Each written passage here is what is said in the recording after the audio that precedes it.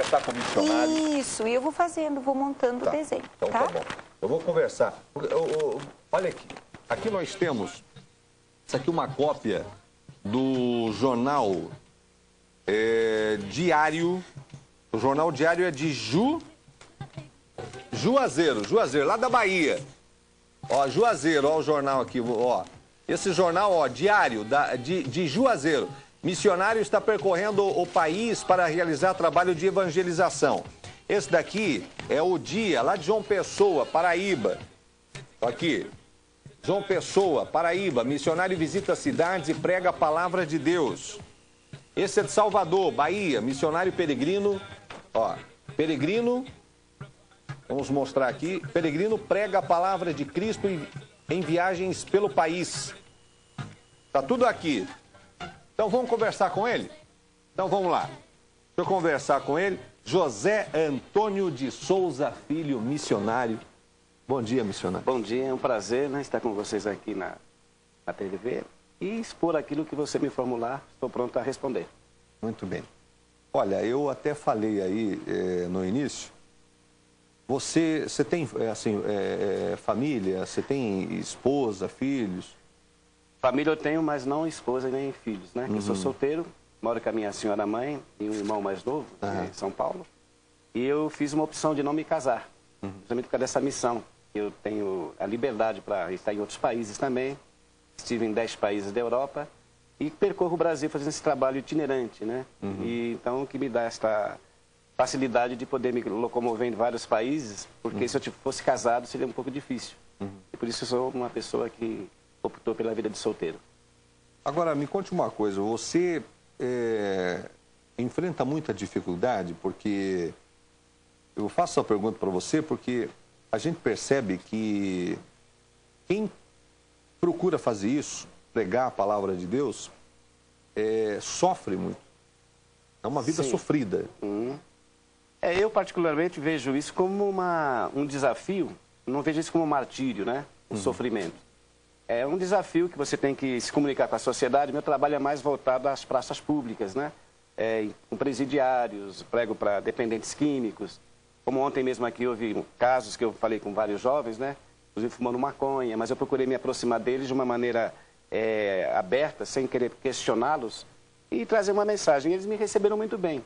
Então eu creio que leva a pessoa, às vezes, a viver uma vida, como se for de sofrimento, é quando ele não sabe se expressar com a sociedade. Atacar as religiões dos outros, entrar em questões de disputa de igrejas, né?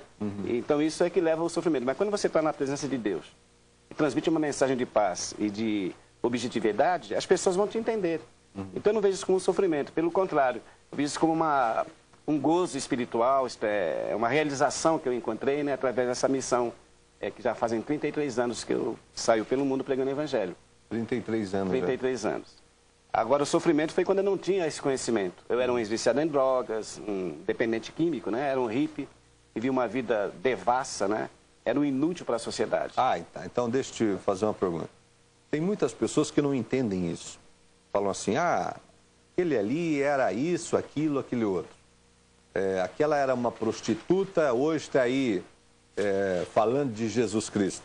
Esse aí era um viciado, era isso, era aquilo... Agora está aí falando de Jesus. Que história é essa? Boa pergunta. Há casos e casos, né? Existe o cristão autêntico, transparente, que ele teve uma experiência pessoal com Cristo e ele realmente mantém esta autenticidade até o fim da sua vida. Ele tem um processo de aperfeiçoamento diário. Agora, infelizmente, existe os falsos cristãos, né? Que se dizem cristãos e usam a Bíblia para se esconder atrás da Bíblia. Deve até dar golpes, né? Então, Cristo já dizia, acautelai-vos, que virão muitos em meu nome, dizendo, eu sou Cristo, virão vestidos de ovelhas, mas por dentro são lobos devoradores. Então, cada caso é um caso. Eu não quero me justificar, achar que eu sou melhor do que as pessoas que não conhecem o Evangelho. Mas, esses 33 anos de vida espiritual, vida cristã, eu tive uma guinada de 180 graus. E quero cada vez mais me aperfeiçoar na palavra de Cristo, né? E... é claro que Deus dá oportunidade para todos, prostitutas, drogados, homossexuais, Ele quer salvar toda a humanidade. Agora, cada um tem a sua decisão pessoal. Eu tive essa decisão pessoal, sem ninguém me influenciar, Eu estava numa situação crítica, né? Fiquei até internado em hospitais de débeis mentais, no Rio de Janeiro, em 74. E foi ali que eu senti o drama da morte. E como ninguém me entendia, eu procurei fazer uma reflexão que somente um ser divino como Deus podia me entender. E através da Bíblia é que eu encontrei uma razão para viver. Olha que coisa interessante. Agora, você, por morar num país, por exemplo, você mora num país católico, você sabe, né? Sim, sim. Então, a predominância religiosa aqui é a Igreja Católica, né? A Igreja Católica tem muitas coisas que diferem da pregação evangélica, né? Uhum. E se você pegar e for falar de Bíblia, você vai acabar se chocando aí com diversas outras opiniões, e aí que você encontra a dificuldade?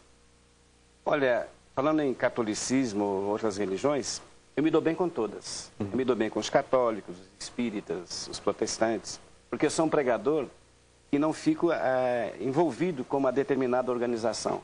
Porque eu me envolvo na palavra. E se você analisar na luz da Bíblia, quando Cristo veio a Jerusalém, ele quebrou essa barreira de judeus com os gentios. Ele falou, vinde a mim todos, né? Estais cansados e oprimidos, e eu vos aliviarei. Então, eu não tenho dificuldade em me comunicar com os católicos. A maior dificuldade minha, sem querer entrar em questões, é com os chamados evangélicos. Não que eu não ame os evangélicos, mas hoje há muitas igrejas fazendo competitividade e cada uma quer ser mais, como diz, atrair as pessoas usando artifícios.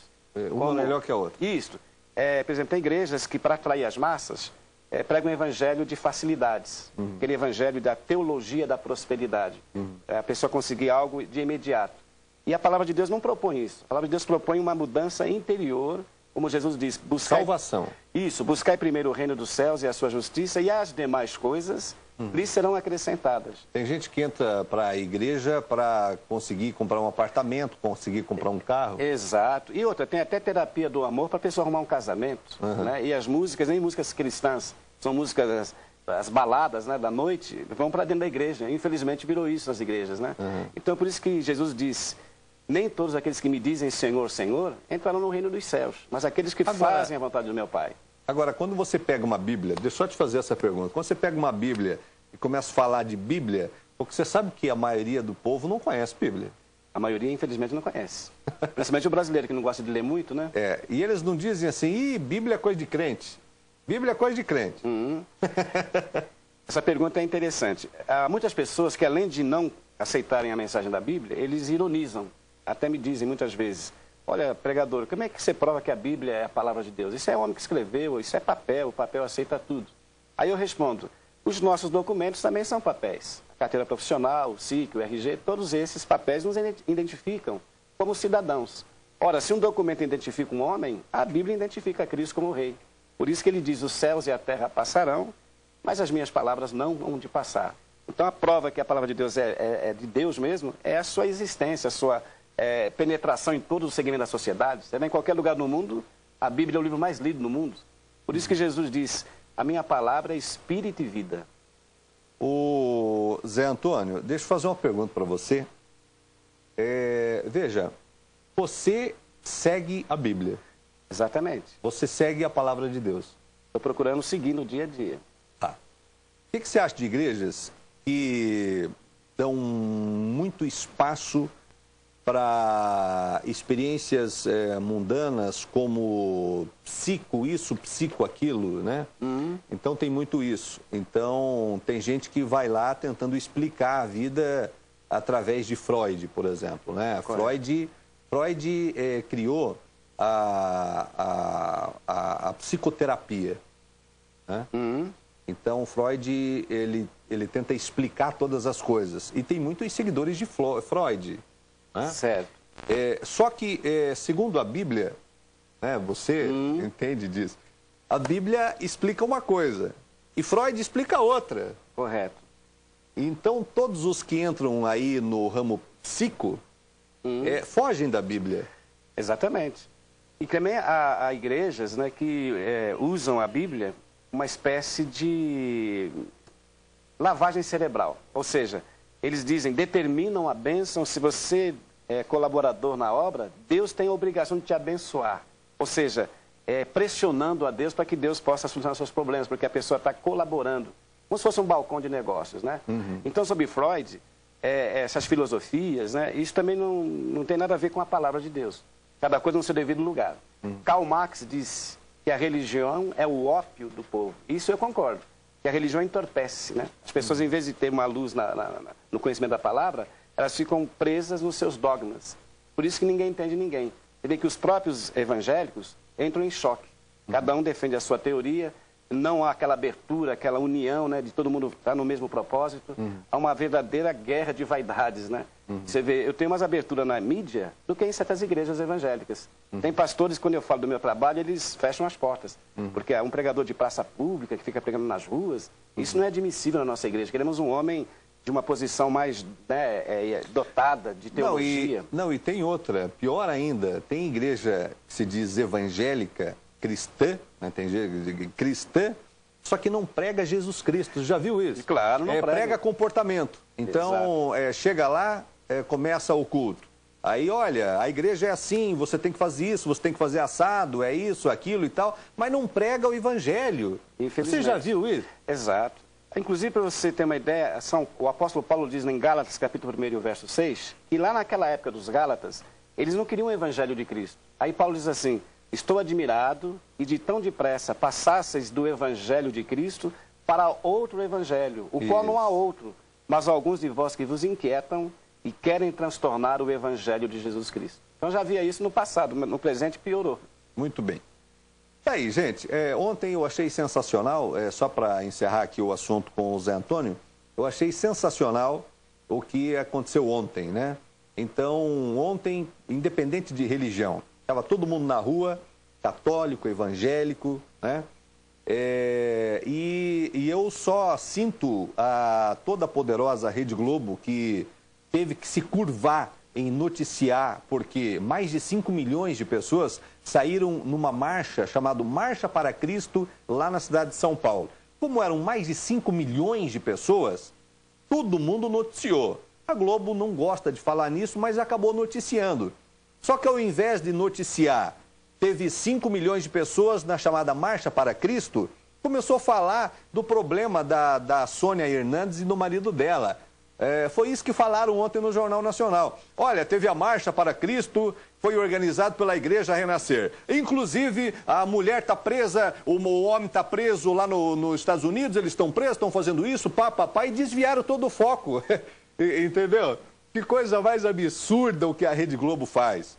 Sabe? Se a gente mora num país democrático e todos têm direito a cultuar as religiões que quiserem, eu acho que os meios de comunicação devem fazer a mesma coisa. Aqui no nosso programa, vem missionário, vem padre, vem bispo, vem pastor, vem todo mundo aqui no nosso programa. E todo mundo fala o que... Você está entendendo?